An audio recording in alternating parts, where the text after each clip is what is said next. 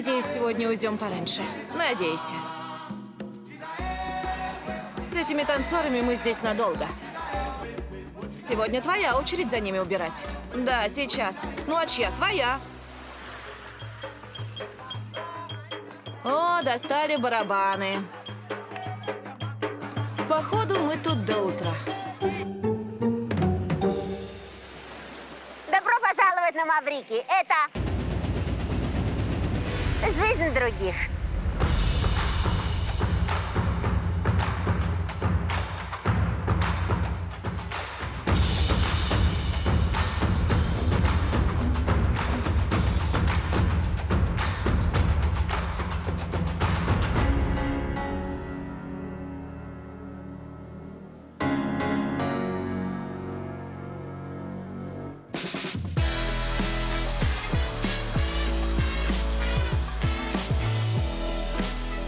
Многим туристам может показаться, что те люди, которые живут на Маврикии, настоящие счастливчики. Они могут каждый день плескаться в океане, загорать на пляже, есть в неограниченном количестве местные деликатесы. Но на самом ли деле настолько безмятежна жизнь местных жителей? Давайте же сегодня все это и узнаем.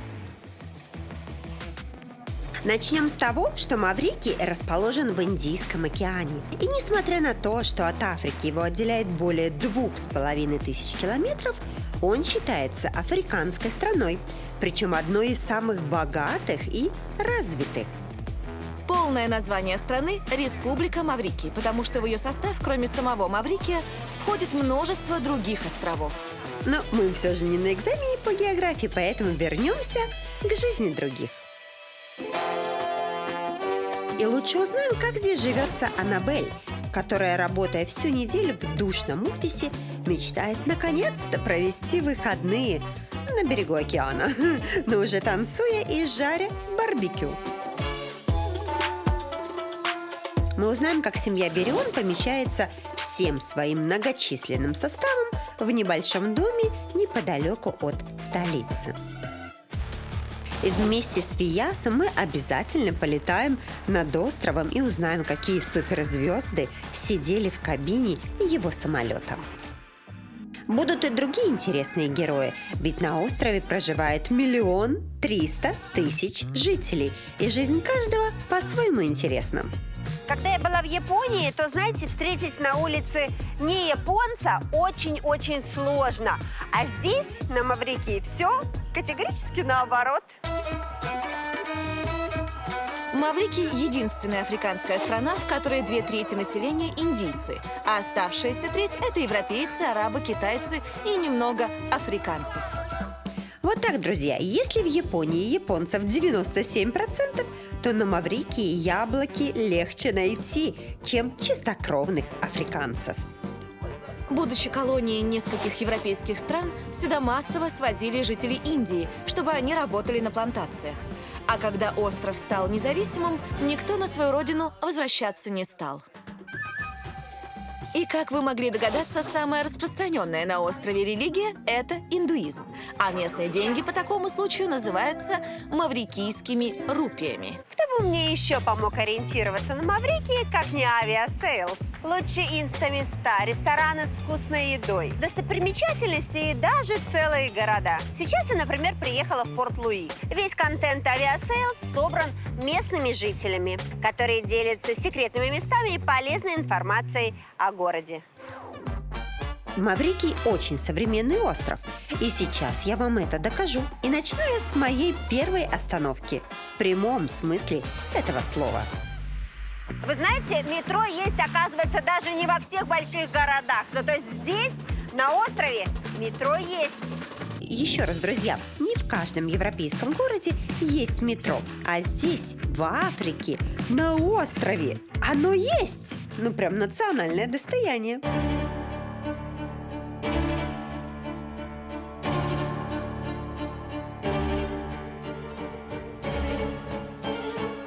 Ежедневно метро перевозит 50 000 людей, поэтому многие владельцы автобусных компаний бастовали против его открытия, ведь они потеряли огромную часть клиентов и доход. Но Не будем про боль и бессонные ночи владельцев автобусных компаний, а лучше посмотрим, из-за чего столько шума.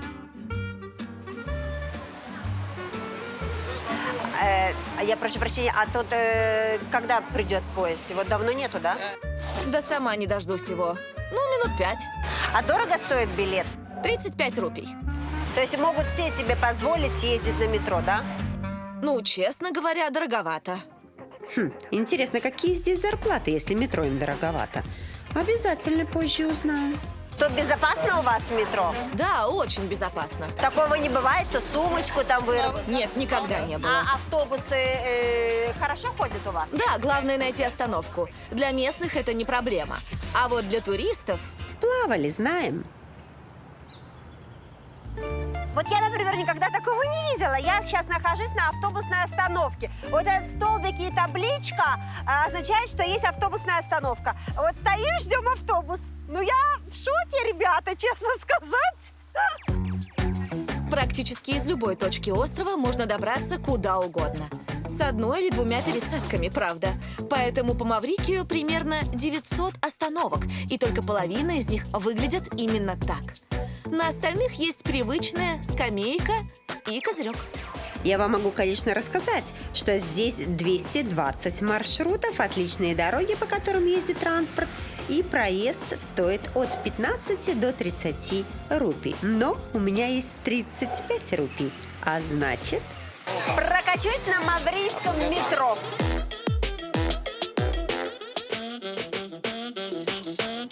Метро одна линия. Едешь себе спокойно, безопасно. Познакомиться можешь с кем. Ну, со мной никто не хочет знакомиться. Может, Милдред немного приврала?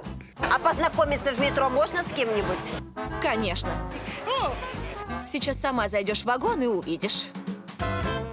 И таки увидела. Но было поздно. Уже была моя остановка. Как говорится, поезд ушел.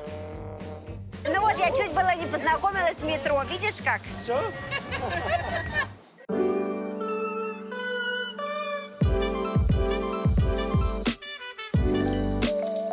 Итак, немного прокатилась с местными. Теперь отправлюсь туда, где я буду как рыба в воде. Нет, это не совсем то место. И это что-то не то.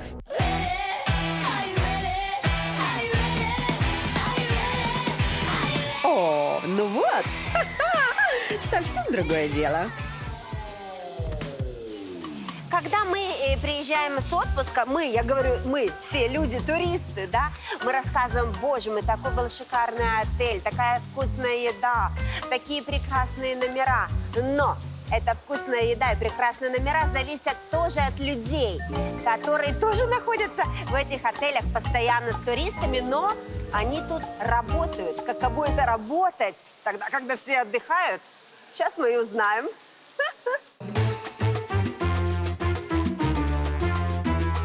Местным здесь довольно неплохо работается. Например, менеджмент у нас в отеле зарабатывает от 90 тысяч рупий. Я ждала истории о нелегкой судьбе маврикийцев, но нет. А что насчет уборщиков?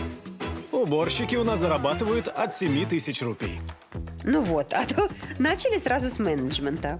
Со временем их месячная зарплата доходит до 23 тысяч рупий. Ладно, я все поняла, зарабатывают в отеле здесь неплохо. А оклад директора может доходить до 450 тысяч рупий. Да поняла я уже, спасибо. Иду устраиваться здесь на работу. Пришло время начать зарабатывать. Но сначала немного информации из справочника. На Маврикии туризм – это самый прибыльный бизнес после сахарного тростника. В сезонный месяц он приносит острову от 100 до 500 миллионов долларов. Средняя стоимость номера от 9 до 20 тысяч рупий. И к нам летают не только отдыхать, но и свадьбы проводить. Это прям очень популярно. Очень все красиво звучит и выглядит. Пора пообщаться с каким-нибудь работником с глазу на глаз. Может, хоть у него что-то выведаю. Ой, ну что, ты тут давно работаешь уже или нет? Уже месяц. То есть ты вот, люди приезжают, да, и ты вот их тут бронируешь. А было у тебя такое, что человек приехал, а ты не получается что-то у тебя? Нет, пока проблем не было. Никто не ругается. Но я, конечно, очень переживаю. Когда люди видят камеру, говорят, нет, на нас вообще никто никогда не ругает, вообще все прекрасно, знаю я эти дела. А переживать есть за что, потому что Кавишек – практикант из местного отельного вуза. И если практику он не пройдет, то его светлое будущее начнет медленно темнеть. Практику нужно проходить целые годы абсолютно бесплатно. Нам ничего за это не платят. Только от вуза я получаю стипендию. Вот так Кавишек стоит за этой стойкой 5 дней в неделю с 8 утра до 4 дня, ничего при этом не зарабатывая. На 6-й день нужно еще идти на учебу, и получается у меня только 1 выходной в неделю. Но я не жалуюсь. Очень хочу эту работу. Ну, а ты мне скажи, то есть от чего зависит, возьмут тебя потом на работу или не возьмут? Для меня это загадка. Я стою здесь, работаю, а как меня при этом оценивают, понятия не имею. Господа, делаю вывод. Отдыхать здесь точно одно удовольствие. Океан есть, пальмы есть, лежаки, бассейны есть. Что вам еще нужно? А вот работать сюда не летите. Не отбирайте хлеб у Кавишека. Он ведь так старается. И на закуску вам история о нелегкой судьбе работников отеля. Нам очень много вопросов приходится решать. Вот недавно один постоялец отеля, скажем так, на веселье захотел прокатиться по острову. И его повез катать наш официант. Такой был стресс. Наверное, наши зрители сейчас посмеялись с их стресса. Но у каждого стресс. Хоть один плюс. Далеко на этом острове они точно не уехали. Отелей на Маврикии много, но ваш отдых может стать незабываемым только благодаря Le Méridien на Маврикии. Здесь есть все необходимое. Комфортные номера всех видов и собственный пляж, зоны спа и фитнеса, рестораны с разными кухнями, а также дружелюбный персонал, который сделает ваш отдых незабываемым. Лучшее место на райском острове. Если вам кажется, что остров Маврикий маленький, это вам не кажется. Но поверьте, при этом всем тут такое разнообразие, вот все, что душе угодно. Да, на таком маленьком-маленьком островочке. На острове есть не только пляжи, как многие думают, а еще и горы с лесами, и потухшие вулканы с заповедниками, и водопады с озерами. И, конечно же, разные города, где в час пик даже пробки собираются на дорогах. По словам местных жителей, существует 2 Маврикия. Первый – тот, что можно увидеть на рекламных буклетах с лазурным берегом и дорогими виллами. А второй – более реальный. Реальные Маврикии – это люди среднего класса или ниже, которым повезло родиться в одном из самых красивых мест на Земле.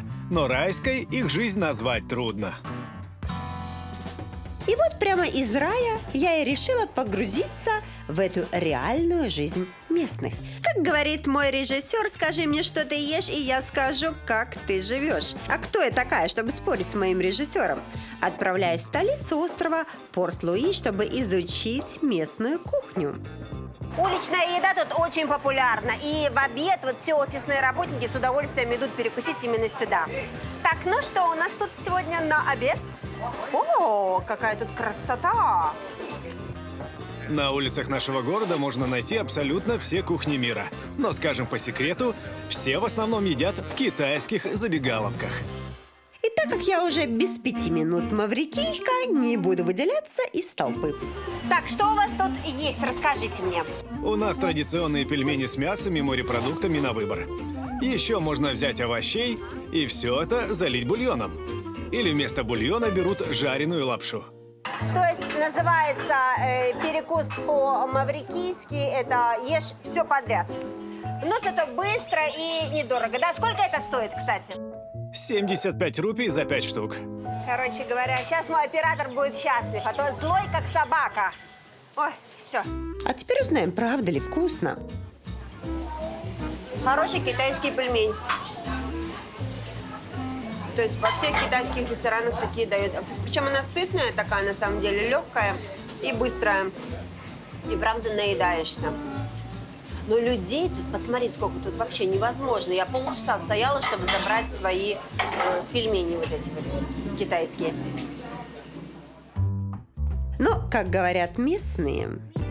Это вы еще не стояли в очереди в детский сад.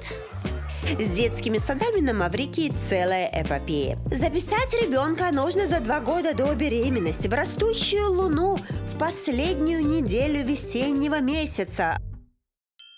Ладно, шучу. На весь Маврикий действительно очень мало государственных детских садов. И в очереди очень долго стоять, и принимают они детей только от 3 лет. На Маврикии полно частных садов у каких-то женщин на дому, которые за пару тысяч рупий в месяц присмотрят за ребенком. Но частные сады не очень хотят сниматься. Поговаривают, что многие из них работают без лицензии. И не надо, я пойду туда, где все официально и легально. Дети в детский сад идут от 3 лет. И вот видите, вот сейчас вот тут полностью вот идет жизнь. В одной группе дети кушают, в другой дети поют, я смотрю, а вот там вот идет математика. То есть вот так вот и жизнь кипит. Но самое интересное, ребята, не это. Самое интересное, что я заметила, что дети здесь ходят, вот так вот руки за спиной они держат. Представляете, вот так вот они ходят. Я спросила, почему, они сказали, для дисциплины. А вот вы спрашиваете, почему я так машу руками? А вот поэтому меня в садике никто не заставлял руки за спиной держать. Вот так. Дисциплина здесь, конечно, поражает. И при этом здесь детей не ругают, не кричат на них, просто разговаривают. А график у этих детей не детский. Сегодня по расписанию у нас йога, пение, математика, плавание, немного английского и французского. Ну, а в конце мы поем. Но даже в этом загруженном графике есть место для 3-разового питания. Так это они сами приносят или это вы им даете? Вот это из нашей столовой, а многие из дома приносят. Сейчас у многих детей свои особые диеты, поэтому родители готовят им дома и дают с собой. Ты все, не отвлекай, дети. Приятного аппетита. А как только заканчивается обед, то вместо тихого часа здесь время для игр. А у меня был тихий час, а не игры. Поэтому я решила наверстать упущенное. Что, нашла букву, и что с ней делать надо? Тебе надо через трубочку вдохнуть бумажку и положить ее в правильный стаканчик. А, по цвету. Ну, давай попробуем. Сейчас, подожди, сейчас я... А, я не тот цвет. Нет, подожди. Не знаю, как детям, а мне нравится. Do you like дуть? Хотя зачем я спрашиваю? Все и так очевидно. Стоит все это удовольствие 5000 рупий в месяц. А это очень выгодно, ведь есть сады и за 10, и за 12 тысяч. Но если дети здесь дисциплинированные, то погоду укротить у маврикийцев пока не выходит. С юга острова на север можно доехать буквально за 2 часа. Но погода может отличаться кардинально. Ну, представляете, а? Так, за 2 часа, а там уже дождь. Маврикий имеет 27 микроклиматов. А это от супервлажного до суперсухого. Поэтому в центре острова на равнине и где-то на побережье чаще всего разная погода. И несмотря на то, что на острове практически всегда отличная погода, иногда ветер приносит с океана сильный дождь и ураган, который за пару часов сметает все на своем пути. Поэтому если по прогнозу обещают хоть малейшее отклонение от нормы, на острове начинается легкая паника. Я приехала в университет Маврикия. Но вы не представляете, я такого еще никогда в жизни вообще не видела и не слышала. У них объявили дождь.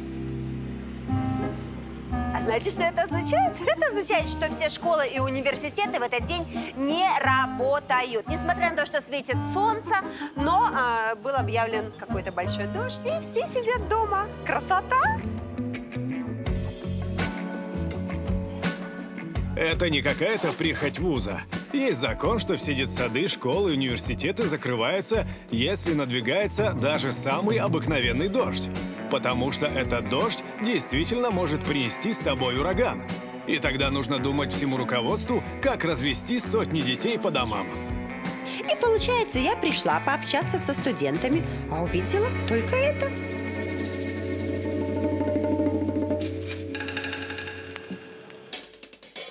Пока я ищут с кем тут поговорить, расскажу вам, что университет Маврикия, так называется вуз, не только самый большой на острове, но и самый престижный. Студенты нашего университета находят себе работу по всему миру, потому что наш диплом имеет силу практически везде, поэтому к нам очень сложно поступить. И поэтому плохих студентов у нас попросту нет. И я таки нашла одну студентку, которая, судя по всему, прогноз погоды сегодня не смотрела. Она еще и учится на медицинском. А это ж моя вторая страсть. Ну, после путешествий. Вот так, представляете, студенты учатся и сдают экзамены. Лежит такой симулятор, человек и студент. Вот видите, какая серьезная девушка слушает, и она должна понять, какая причина, и ликвидировать ее, представляете? Так, что у нас тут? Подожди, смотри, рот открыл. А вы делаете искусственное дыхание? Нос затыкаем, я помню просто. Нос затыкаем и рот... Ой, зубы у него хорошие какие. И пока я тут провожу мастер-класс, послушайте умного человека. Год обучения в университете стоит 200 тысяч рупий. Но на нашем факультете все бюджетники, ведь сюда попадают лучшие выпускники с идеальными оценками. Как будто вулкан шумит. Так должно быть, да? Подожди, сейчас я... Что-то у меня по-другому. Нет, что-то тут не то. Оказывается, пациенту нужно было сделать искусственное дыхание. А ведь я говорила. Так. То есть это... и нажимаешь, да? Ну, видите, современные технологии, а я вот это рот в рот уже, знаете, как, по старинке.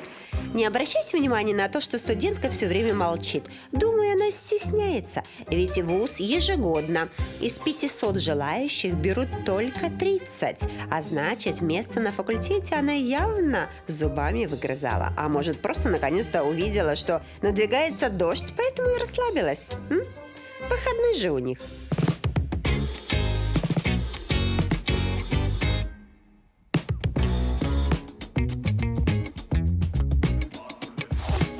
Но в любую погоду у врачей на острове одна из лучших зарплат.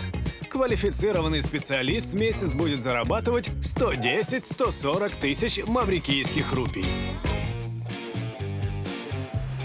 И это очень приличные деньги, скажу я вам. Так как средняя зарплата на острове 20 тысяч рупий, и ровно столько получает воспитатель в детском саду. Преподаватель в вузе получает около 40 тысяч, юристы со стажем до 50 тысяч, а кассир в супермаркете 25 тысяч рупий. Многие мальчики в детстве мечтают стать пилотами, правда? И Маврикий, кстати, не исключение, потому что тут эта профессия очень редкая и очень престижная. Ну вот кто бы мог подумать, что вот не экономист, а пилот на Маврикии? И действительно, где-нибудь в другой стране можно было бы сказать: сынок, какой пилот?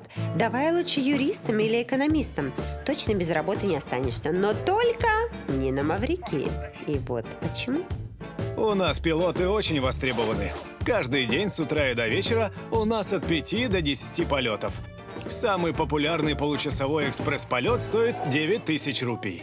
Теперь поняли, почему? И есть приятный бонус. Вашими пассажирами могут стать, как, например, Уиби Яса, Леонардо Ди Каприо, Мик Джаггер и Дженнифер Энистон. Теперь к этому списку присоединюсь и я. Сейчас покажу вам Маврикий с высоты птичьего полета. Тут просто платишь деньги, ограничения с выпивкой, но с этим нет вопросов. И есть еще ограничения по весу. То есть люди могут летать только до 100 килограмм. Сейчас я узнаю оператора, взвесим и посмотрим, полечу я одна или нет. Ой, ну что, поехали, господи. С ума сошла. Вообще я боюсь, честно говоря, но ничего, ладно.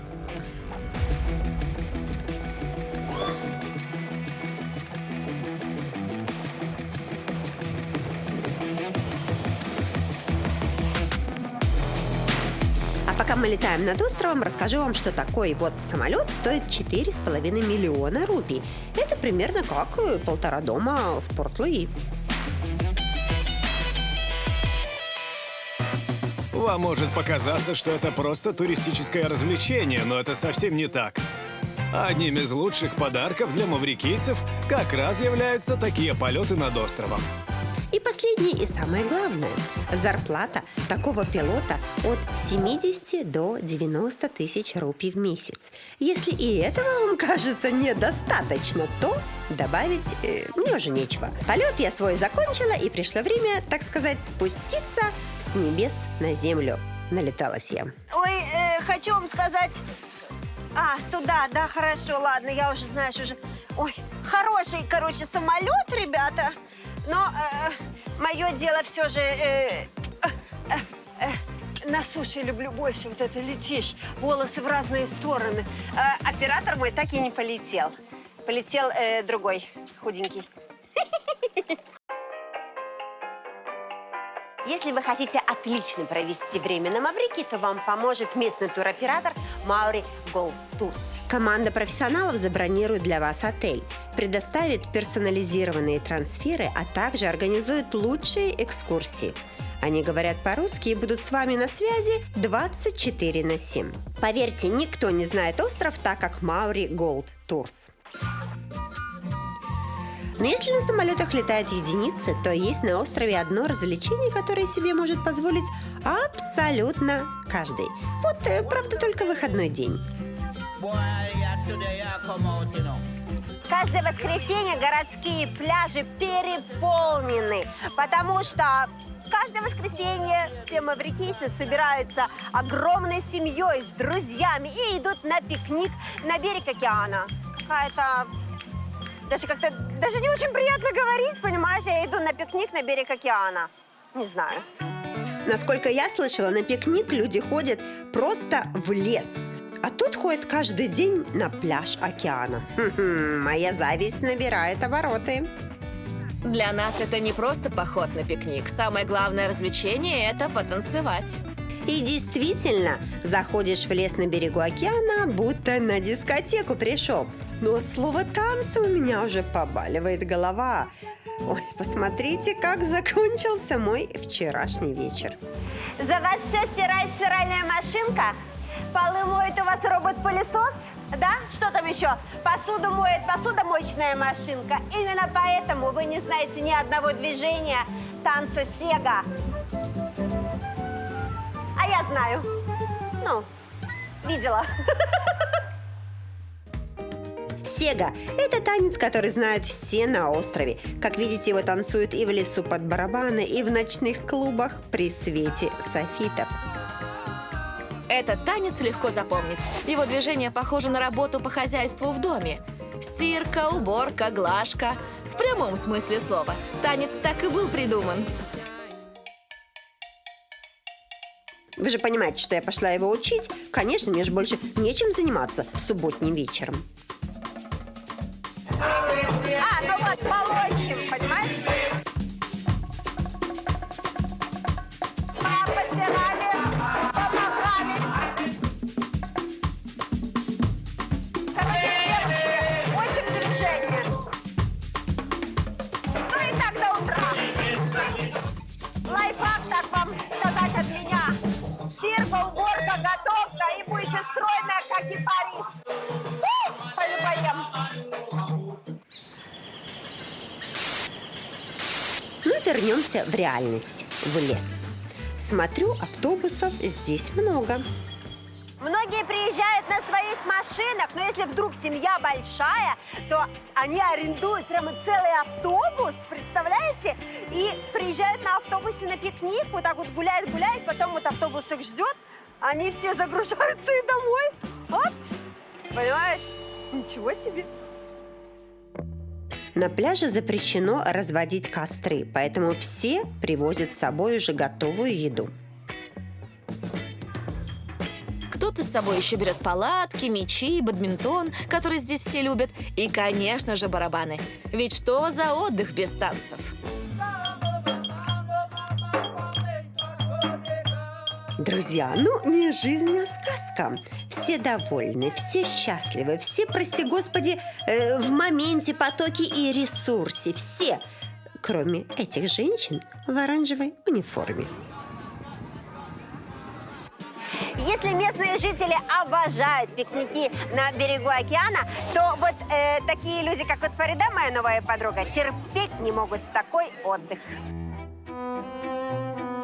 Я думаю, вы бы тоже не были в восторге, если бы после этого праздника жизни вам пришлось бы наводить здесь порядок. Думаете, хоть кто-то переживает за уборщиков? Никто. Может быть, хоть кто-то здесь сам за собой убирает? Никто. Ну, или хотя бы говорит этим женщинам спасибо. Никогда. Вот вам и обратная сторона медали, господа.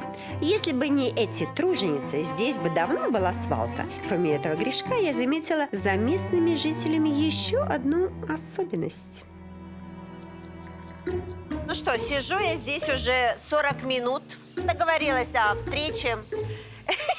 И никто не собирается ко мне идти. Сейчас позвонили, говорят, будем, говорит, минут через 20. Понимаете, для местных жителей опоздать на 30-40 на час – это абсолютно нормально. И даже не понимают они, почему я вот это нервничаю. Сижу и нервничаю, понимаешь? Час я сижу и нервничаю, они не понимают.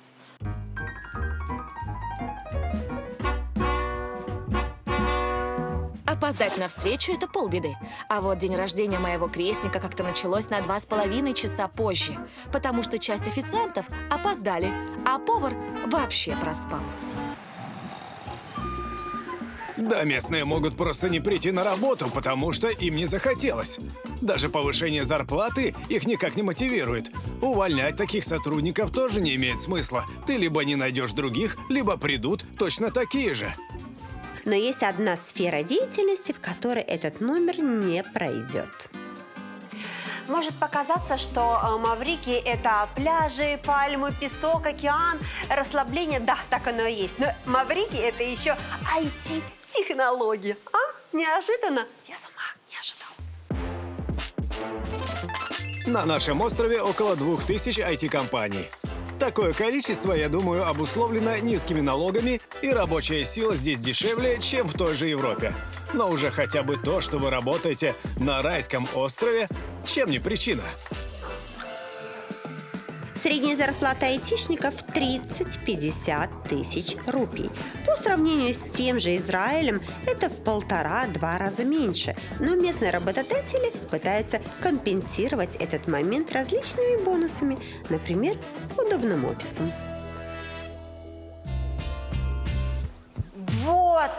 Вот, посмотрите, хочешь играй в теннис, хочешь играй в футбол. Ух, я бы тут IT-технологии бы, знаете, как разрабатывала. О, класс. Все, бросай камеру, давай будем играть. Давай, бросай камеру, хватит тебя снимать, давай.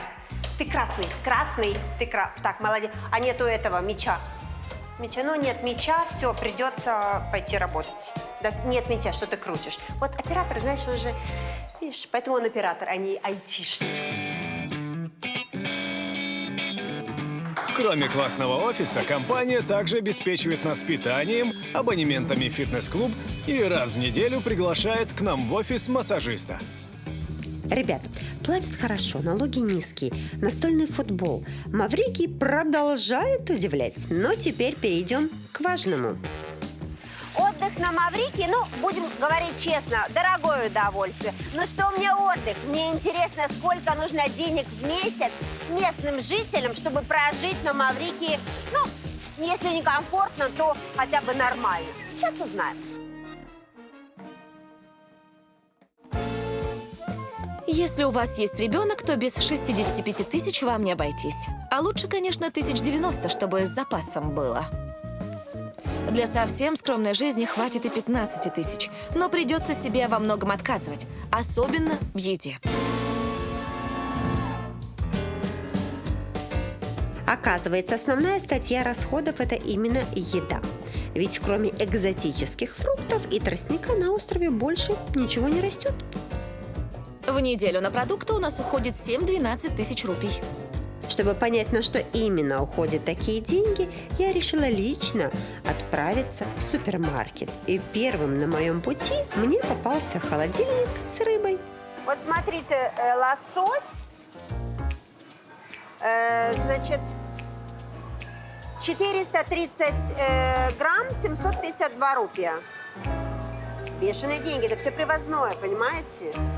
Идемте дальше, интересно. С фруктами ситуация не лучше. Вот смотрите, папайя, например, 500 грамм стоит 39 А яблоки стоят 500 грамм. Яблоки – дорогое удовольствие здесь. В маврикийском супермаркете, конечно, не пошикуешь. Давайте тогда пройдемся по продуктам первой необходимости. Итак, хлеб 26 и 32 рупия. Твердый сыр 75 рупий за 100 грамм, если считать без скидки. Молоко почти 60 рупий, но и 200 грамм куриного филе можно взять за 100. Маврикий находится в тупике всех торговых путей, поэтому привезти сюда что-то очень дорого. А многих товаров просто нет. Если говорить об одежде, то здесь очень распространены местные магазины с пляжными платьями в цветах. А вот бутиков известных брендов всего несколько штук. И всех автолюбителей я тоже могу расстроить. Машины здесь стоят космических денег, поэтому автопарков, как в Дубае, здесь нет. Ведь цену любой машины смело умножаете на 2 и получите ее стоимость на Маврикии. Как со всем этим справляются местные жители, я могу узнать только у семьи Берион.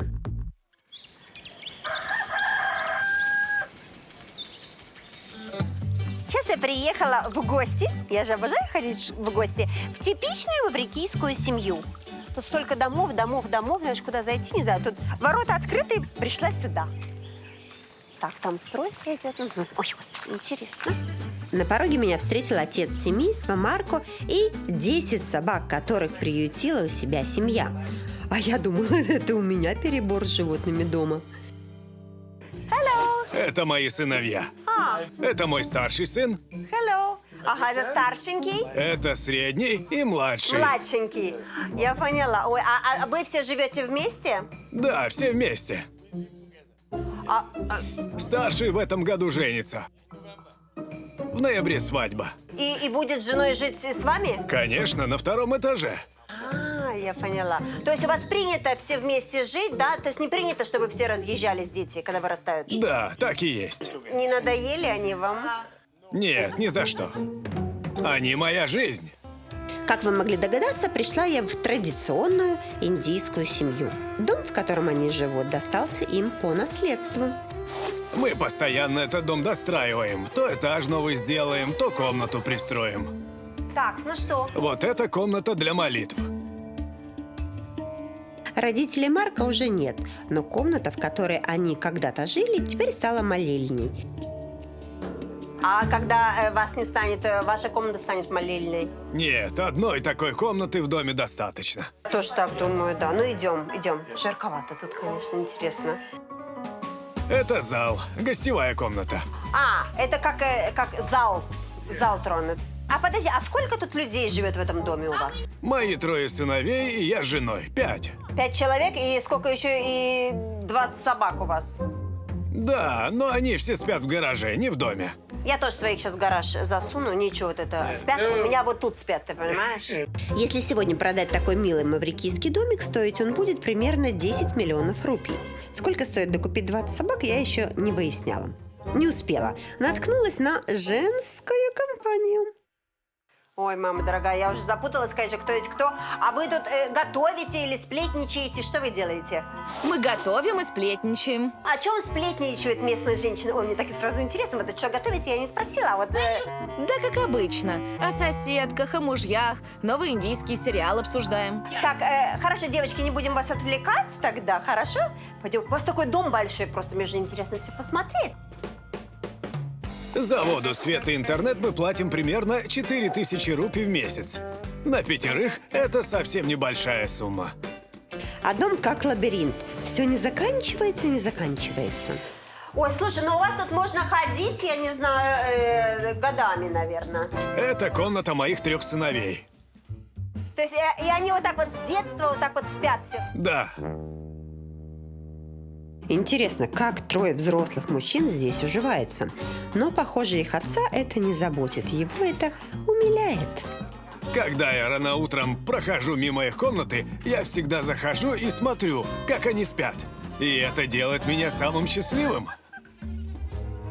Семья Берион занимается ювелирным бизнесом. У них 3 магазина, в которых работают все члены семьи. Интересно, как они умудряются сохранять теплые семейные отношения? Тебе скажи, то есть вот вы все-таки, они взрослые люди, то есть вы вообще никогда не ругаетесь? Никогда. Никогда и ни за что. Ну, обманываешь. У нас есть в доме золотое правило. Если мы поругались, то перед ужином мы должны отпустить все обиды, обняться и больше не вспоминать о ссоре. Об этом правиле мы договорились с женой перед свадьбой, и вот уже 35 лет ни разу его не нарушили. Жизнь настолько непредсказуема, что мы просто не имеем права таить обиды друг на друга. Ведь каждую минуту надо проживать в счастье, любви и рядом с самыми родными и близкими.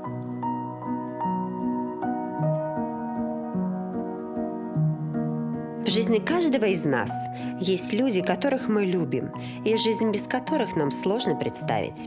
Поэтому стоит приложить максимум усилий для того, чтобы никакие обстоятельства, обиды, неосторожные фразы и посторонние люди никогда не смогли разрушить то, что действительно важно и дорого.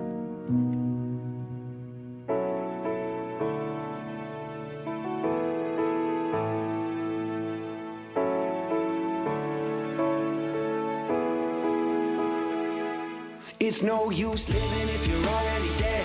It's not worth saying if it's already said. Even if it all goes over your head, believe it if you want to.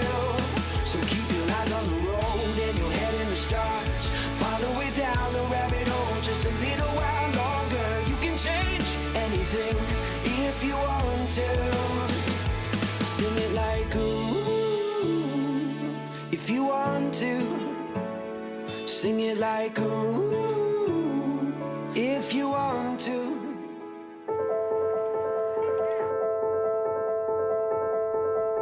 Жизнь на Маврикии разнообразна и непредсказуема. Все, что кажется очевидным, не всегда является таковым. Но что я сегодня поняла наверняка, так это то, что каждый житель острова Умеет наслаждаться жизнью. Находить общий язык с совершенно разными людьми. Приспосабливаться к различным жизненным ситуациям. Не унывать по мелочам и не опускать рук. Никуда не спешить и при этом ничего не потерять. Любить себя и свою семью. А самое главное, что это далеко не все, о чем я хотела вам рассказать. Смотрите во второй серии о Маврикии. Какие сюрпризы есть в местных домах? Конечно, когда дому почти 200 лет, ну куда ж без привидений. Я покажу, как собирают чай. Дальше вот надо собрать там поле еще, идем. И попытаюсь полюбить его. А кофе у вас нет? А также расскажу, о чем мечтают все жители Маврикия. Многие местные жители хотят, чтобы их похоронили именно здесь, на этом месте. Не пропустите вторую серию.